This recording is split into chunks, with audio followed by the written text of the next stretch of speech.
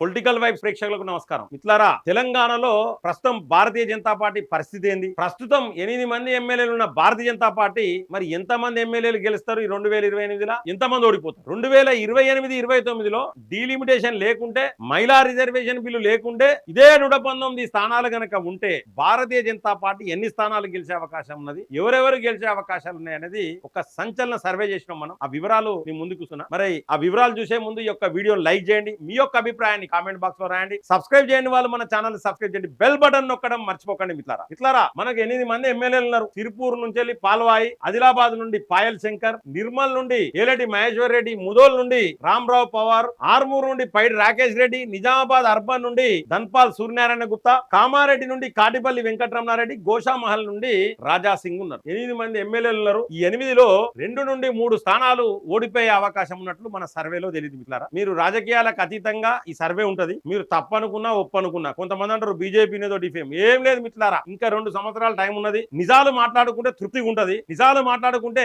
రేపు పొద్దున ఏం చేయాలి, భారతీయ జనతా పార్టీ గెలవాలంటే కార్యకర్తలు ఏం చేయాలి, నాయకులు ఏం చేయాలి, రాష్ట్ర నాయకులు ఏం చేయాలి, నేషనల్ పార్టీ నాయకులు ఏం చేయాలి అనేది కూడా తెలిసిపోతుంది. భారతీయ జనతా పార్టీ ఒక్కసారన్న తెలంగాణలో అధికారంలో ఉండాలని నాకు కూడా ఉన్నది. నాకే కాదు, కురు వృద్ధులకు ఉన్నది. అంటే చాలా మంది 75 ఏళ్ళు దాటి 85 ఏళ్ళు దాటిన వాళ్ళకు కూడా ఒక్కసారి బీజేపీని చూడాలన్న తెలంగాణలో అంటారు, అడుగుతాయి. సో కాబట్టి ఈ సర్వే అనేది చాలా ఉపయోగకరంగా ఉంటది. మరి ఈ సర్వేను బట్టి మీరు కూడా మీ యొక్క అభిప్రాయాన్ని కామెంట్ బాక్స్ లో రాయండి. మరి ఏ ప్రాంతంలో ఎవరెవరు గెలుస్తారు, ఎవరెవరు ఓడిపోతారు, ఇంకా నేను చెప్పిన పేర్లు కాకుండా ఎవరైనా గెలుస్తారా గెలవరా అనేది వివరాలు మీరు పెట్టండి. అలాగే మనకు లీడర్ల కొరత ఉన్నదా లేదా అనేది కూడా మీరు కామెంట్ బాక్స్ లో రాయండి. ఈ 8లో 5 నుండి 6 స్థానాలు మాత్రమే మనం గెలుస్తాం. అంటే 2 నుండి 3 స్థానాలు ఓడిపోయే అవకాశం ఉంది. హుజురాబాద్, దుబ్బాక, కరీంనగర్, సికింద్రాబాద్, కోరుట్ల. హుజురాబాద్ లో ఈటల రాజేందర్ గెలిచే అవకాశం ఉన్నట్లు మన సర్వేలో తెలియదు. దుబ్బాకలో రఘునందన్ రావు గెలిచే అవకాశం ఉన్నదని మన సర్వేలో తెలియదు. కరీంనగర్ లో బండి సంజయ్ గెలిచే అవకాశాలు ఉన్నట్టు మన సర్వేలో తెలియదు. సికింద్రాబాద్ లో కిషన్ రెడ్డి, కోరుట్లలో ధర్మపూర్ అరవింద్ గెలిచే అవకాశం ఉన్నట్టు మనకు తెలియదు. మరి ఈ 5 సీట్లు కూడా ఈ ప్రస్తుతానికి వీళ్ళందరూ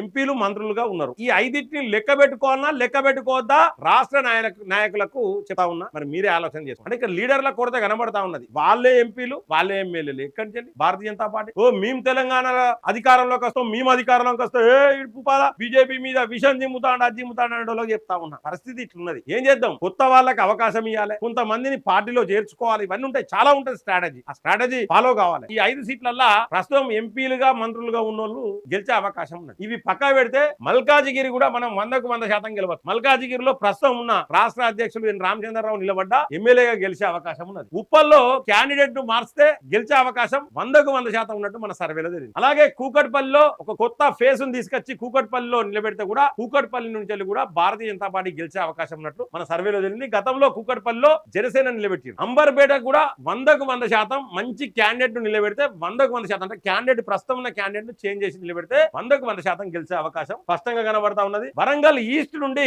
ఎర్రబెల్లి ప్రదీప్ రావు గెలిచే అవకాశం 100కు 100% తక్కువ మెజార్టీతో ఓడిపోయాడు. అలాగే కల్వకుర్తి నుండి ఆచారి గారు కూడా తక్కువ మెజార్టీతో ఓడిపోయాడు. 100కు 100% గెలిచే అవకాశం ఉన్నది. ఎల్బీ నగర్, ముషీరాబాద్ ఈ 2 నియోజకవర్గాలలో కూడా మంచి క్యాండిడేట్స్ ను నిలబెడితే 100కు 100% భారతీయ జనతా పార్టీ గెలిచే అవకాశం కనబడతా ఉంది. పొలిటికల్ సెలబ్రిటీస్ గురించి మాట్లాడుకోవాలి. ఇలా బండి సంజయ్ కావచ్చు, ధర్మపురి అరవింద్ కావచ్చు, ఈటల రాజేందర్ కావచ్చు, రఘునందన్ రావు కావచ్చు, కొంపెల్లి మాధవిలత కావచ్చు, చికోటి ప్రవీణ్ కావచ్చు, రాజా సింగ్ కావచ్చు, వీళ్ళందరినీ కూడా పొలిటికల్ సెలబ్రిటీస్ అంటారు. అంటే ఫెమిలియర్ ఫేస్. ఎక్కడి పోయినా వీళ్ళ ముఖాలను గుర్తుపెట్టేటట్టు ఉంటది. వీళ్ళ గురించి ఒక చర్చ ఉంటది సోషల్ మీడియా వ్యాప్తంగా. వీళ్ళు ఏ నియోజకవర్గం నుంచి నిలబడా గెలిచే అవకాశాలు ఉంటాయి. అటువంటి కొంపెల్లి మాధవిలత, చికోటి ప్రవీణ్లను ఈసారి అసెంబ్లీ నుంచి నిలబెడితే బ్రహ్మాండమైన ఫలితాలు ఉండేటట్టున్నాయి. ఎల్బీ నగర్ కావచ్చు, ముషీరాబాద్ కావచ్చు, అంబర్పేట కావచ్చు, కూకట్పల్లి, ఉప్పల్, మల్కాజిగిరి అంటే అది వాళ్ళు నిలబడే అవకాశం, రామచంద్రరావు నిలబడే అవకాశం ఉంటుంది. కాబట్టి ఈ స్థానాలలో నుంచి వీళ్ళిద్దరిని 2 స్థానాలలో నిలబెడితే ఈ 2 కూడా ఎమ్మెల్యేలుగా గెలిచే అవకాశం ఉన్నది. మొత్తానికైతే ఈ సర్వే వివరాలు చూసిన తర్వాత నాకు అనిపించింది ఏంటంటే, 1 లీడర్ల కొరత అనేది ఉన్నది 100కు 100%. ఒకటి. రెండోది ఏంటంటే